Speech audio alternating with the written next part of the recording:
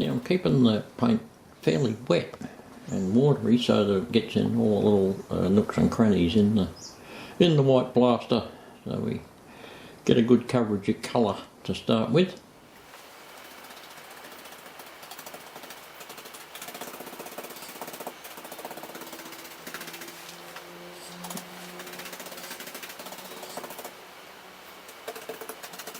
Righto, I'll continue on with this and see you when I'm done. Righto, got the initial coat of paint on. It's starting to look like something like it should now. Getting rid of that stark white of the plaster. So wait till that dries and then I can rub the tracks off again. But in the meantime, I think what I'll do is see those little cracks in the concrete there. I'll get a bit of greenery in those while it's wet. Now, all we should need, theoretically, is some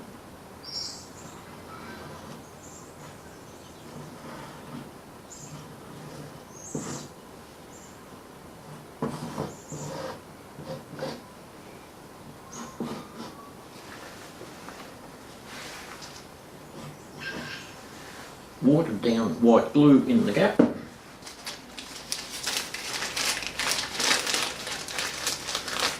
And here goes nothing. A very fine sprinkle .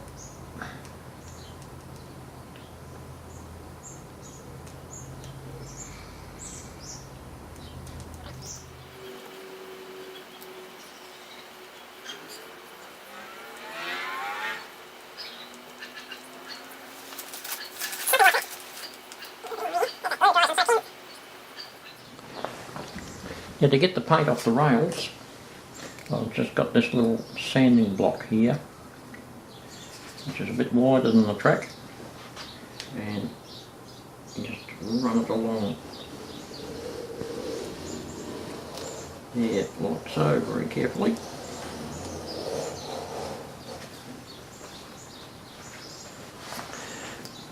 And that takes the paint off while it's wet. Now to clean up in between the blades of the points, a bit of fine emery paper, stick it in there and hold it shut and just move it backwards and forwards a few times, and that will clean up both rails as well.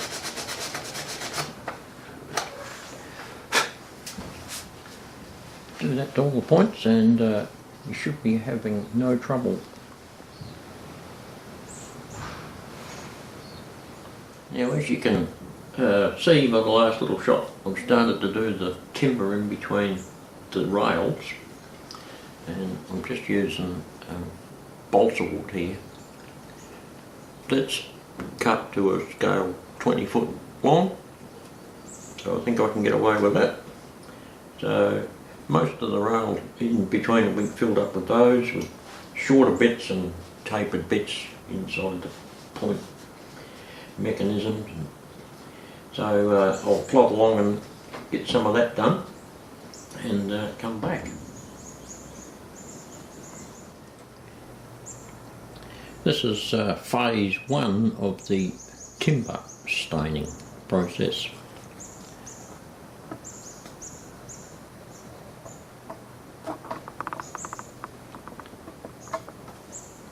Got the first coat on, that browny colour, all watered down, thinned down at least with terps, so that it soaks in. Okay, back again. Now I've gone through phase 2 of the wood staining. First I got the hardback razor blade and run around and got any little high ridges out of the way, so that it doesn't cause any problems with couple of bars or anything like that down in the future. So flattened all that out. That's why you can see the little white patches here in the grey. I'll touch them up next round, but what I've done is hit the wood with another batch of terps thinned down stain of both a rosewood red and a brown. And once that dries, then I'll get a watered down grey or black and go over the whole lot again to give it that aged look. So we wait till that dries and we will see you soon.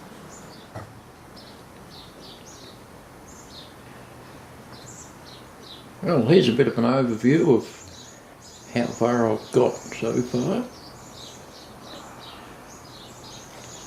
I can just about say I've reached the point where I can't do a great deal more until I construct the timber milling equipment, which is all white casting kits, and that's inside, and I'll show that to you very shortly.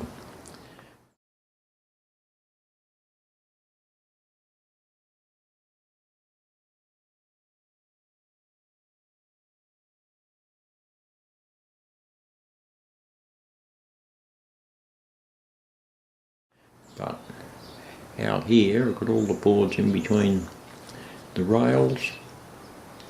I'll zoom in a little bit there so you can see that.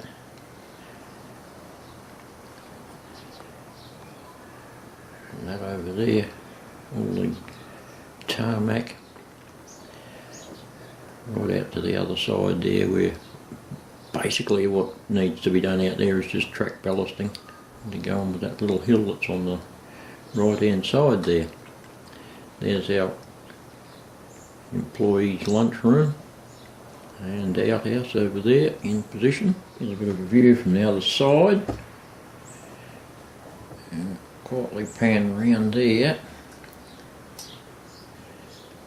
Just the main milling building with all its associated junk on the side that I've yet to do something with. Now, most of the new old timber milling equipment's going to come in front on this side of that opening and extend into the shed. So there's quite a bit of construction work to go on there. Got a pulp car there in the siding, and our admin building there on the right hand side. And there's a view from the other side. As you can see, there's the main mill building, admin building across the way there, and pan round to see the back of the employees' hut and the open expanse of the milling area. Of course, that comes down to this little cliff face here, the rock face, down onto the lower tracks, which they just basically need ballasting, tidying up there. But here's the main focus of what I've got to concentrate on. The forestry buildings and the actual timber milling building, I beg your pardon, they are going to take quite a bit of building, so that'll be a few videos all in itself. So here's a last look at this little area for a while, until we've got some gear to put on there. Forgot to mention that I've got the little retailing timber storage area